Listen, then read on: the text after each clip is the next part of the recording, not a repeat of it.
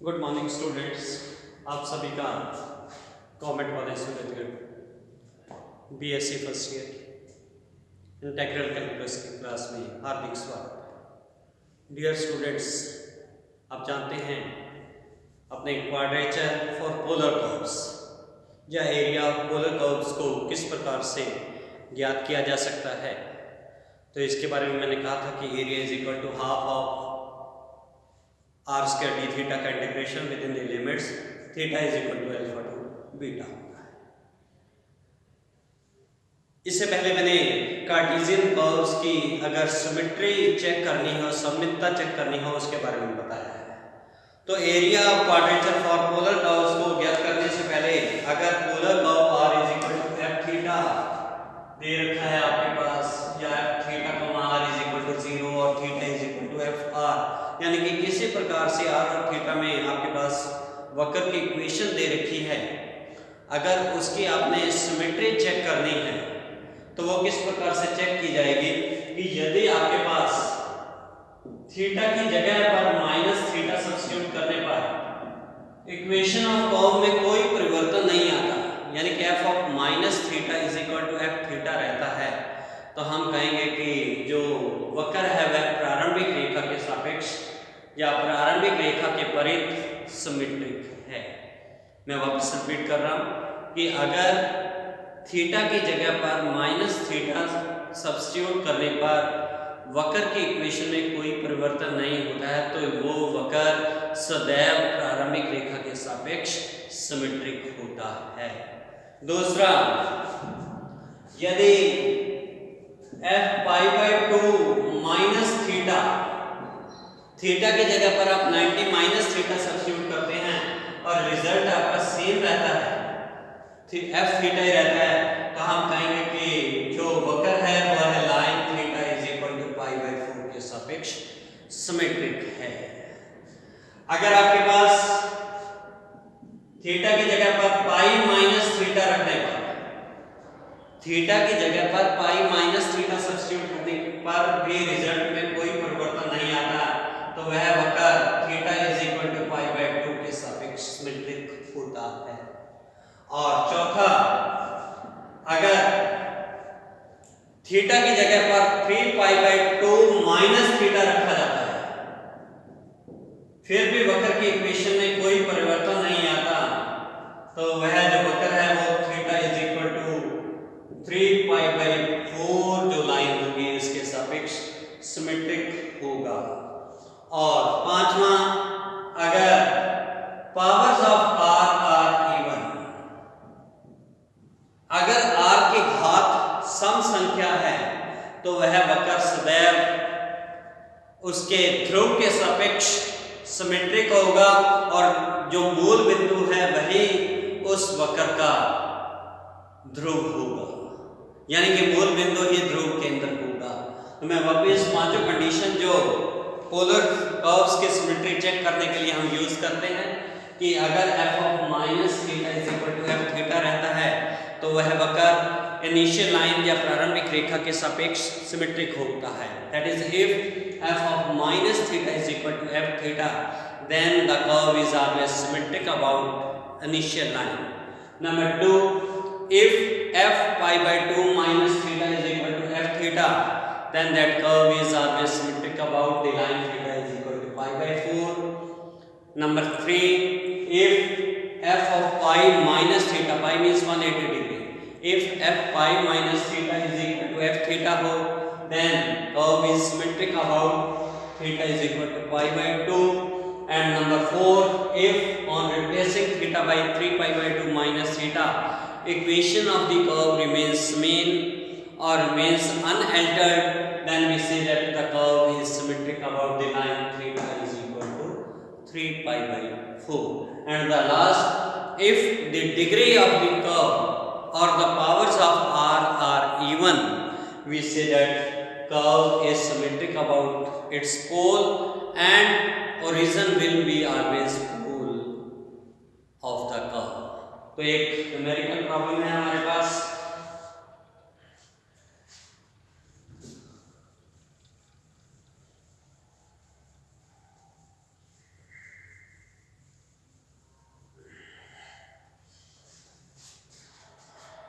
Our question is find the area enclosed by the cardioid r is equal to a into 1 plus cos theta. कि कार्डॉइड r is equal to a into 1 plus cos theta से परिबद्ध क्षेत्रफल ज्ञात कीजिए।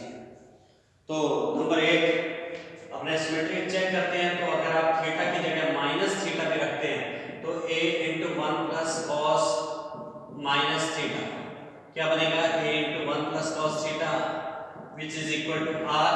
So it means the curve is symmetric about initial line. तो पहली चीज जो वक्र है वह प्रारंभिक रेखा के सापेक्ष सममित है। दूसरी चीज, अगर आप theta is equal to 0 substitute करें तो r की वैल्यू क्या रहेगी, 2a maximum. If theta is equal to आप पाई बाय 2 सब्स्टिट्यूट करते हैं तो cos 90 की वैल्यू कितनी होती है, 0। तो r इज इक्वल टू रहेगा a और थीटा इज इक्वल टू पाई रखें तो r की वैल्यू क्या रहती है, 0। यानी कि मिनिमम वैल्यू r की 0 और मैक्सिमम वैल्यू 2a। अगर 90 डिग्री से भी ज्यादा वैल्यू रख देते हैं तो वह वैल्यू नेगेटिव भी हो सकती है। सॉरी, पाई के बजाय पाई से 3 पाई बाय 2 या उसी के अकॉर्डिंग आगे चलते। तो अगर इसका, क्योंकि हमें पता है जो कर्व है, जो कार्डॉइड है वह प्रारंभिक रेखा के सापेक्ष सिमेट्रिक है, तो इसलिए इसकी जो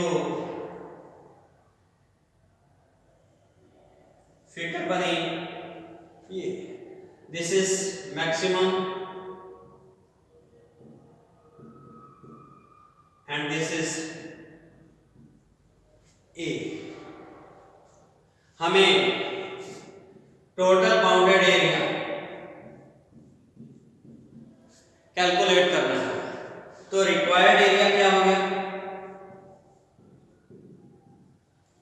अपने जानते क्या होता है, half r square d theta within the limits theta is equal to alpha to theta is equal to beta। हमारे पास लिमिट्स क्या हैं, थीटा के 0 अपर लिमिट पाई, जब पाई है तो वो 0 सॉरी r 0 हो रहा है और otherwise r is equal to 2a बन रहा है। तो अब जितना, क्योंकि यह वक्र प्रारंभिक रेखा के सापेक्ष सिमेट्रिक है तो जितना ऊपर है उतना ही नीचे है, तो इसलिए ये क्या हो गया, 2 times of half of r square d theta. तो 2 से 2 कैंसिल, 0 टू पाई, r की वैल्यू क्या है, a into 1 plus cos theta का स्क्वायर d थीटा। अब इसे अगर आप एक्सपेंड करें 0 टू पाई, ए स्क्वायर बाहर चला गया, 1 plus cos square theta plus 2 cos theta d theta, a square 1 into d theta का integration, theta within the limit 0 to pi, cos square theta को अपने क्या लिख सकते हैं, 1 plus cos 2 theta by 2 upon 2 d theta within the limit 0 to pi plus 2 cos theta का integration sin theta within the limits 0 to pi. तो ये आ गया आपके पास a square pi half sorry 1/2 common, तो theta plus sin 2 theta by 2 within the limit 0 to pi plus 0 sin pi भी 0 sin 0 भी 0, तो a square pi plus half of pi minus 0 plus 0, बाकी सारे वैल्यू 0 हैं, तो इसलिए ये क्या आ गया 3/2 pi a square. So the total area bounded by the cardioid r is equal to a into 1 plus cos theta is 3/2 pi a square। तो इस प्रकार से अपने किसी कार्डॉइड का परिबद्ध क्षेत्रफल ज्ञात कर सकते हैं। इसी प्रकार का एक क्वेश्चन और है हमारे पास।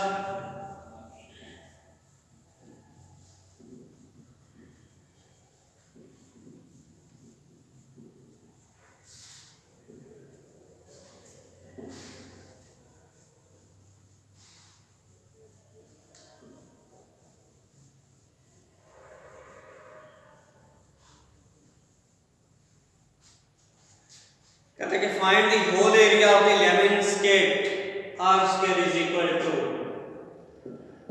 ए स्क्वायर cos 2 थीटा। द्विपाशी का कुल परिबद्ध क्षेत्रफल ज्ञात कीजिए। द्विपाशी की समीकरण दे रखी है।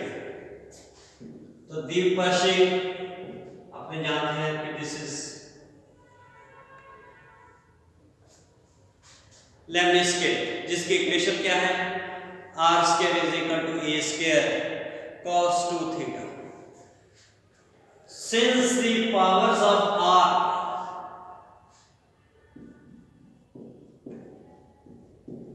are sum are even, क्योंकि r की घात 2 जो कि एक सम संख्या है, इसलिए यह क्या है, पोल के सापेक्ष, पोल मूल बिंदु जितना लेफ्ट हैंड साइड में है उतना ही राइट हैंड साइड में होगा। तो यह पोल के सापेक्ष सिमेट्रिक है, जितना राइट हैंड साइड में उतना ही लेफ्ट हैंड साइड में है। तो अगर आप राइट हैंड साइड कैलकुलेट कर लेंगे और उसका डबल कर देंगे, you will find the total area.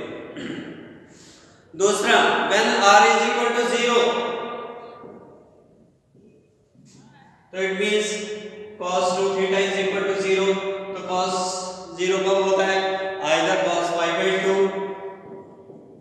और cos 3 pi by 2।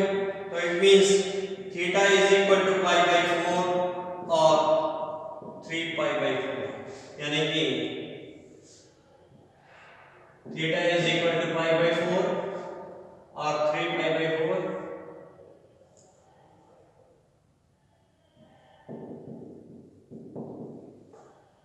ऊपर theta is equal to pi by 4 है, तो ये क्या हो गया, theta is equal to minus pi by 4। तो अगर हम माइनस pi by 4 से प्लस pi by 4 के बीच का एरिया कैलकुलेट कर लें और उसका डबल कर दें, तो अपने पास क्या हो जाएगा कि टोटल एरिया आपके पास कैलकुलेट आ जाएगा।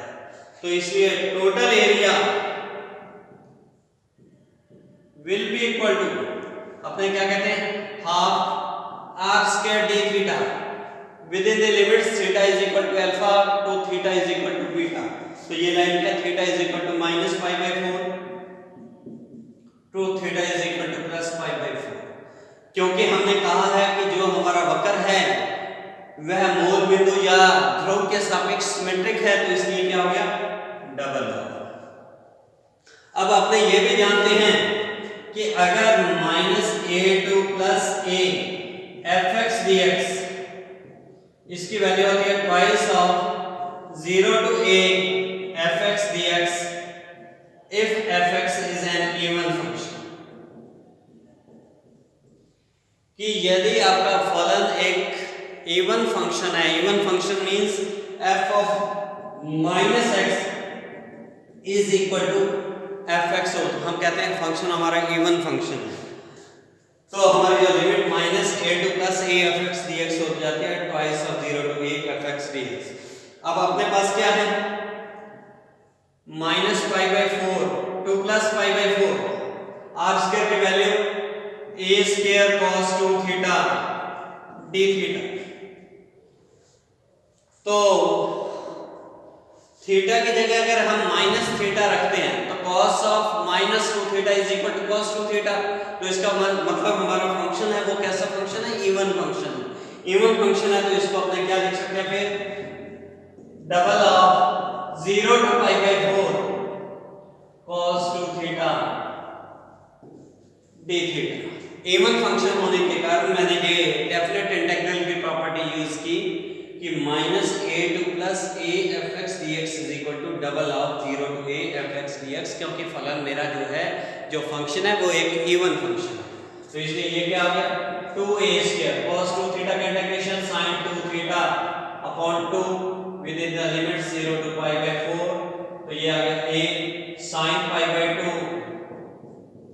माइनस 0,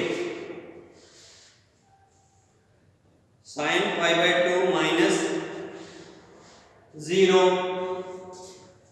तो साइन पाई बाई 2 का मान कितना होता है, 1 होता है, तो इसकी ये वैल्यू क्या आ गई, ए स्क्वायर। तो इस प्रकार से जो आपके पास द्विभाषी है उसका जो एरिया बना वो कितना हो गया कि ए स्क्वायर। तो इस प्रकार से हम किसी भी पोलर कर्व का जो एरिया है उसे कैलकुलेट कर सकते हैं। तो आज इतना ही, आगे हम कुछ और प्रॉब्लम्स को सॉल्व करेंगे। Thank you very much.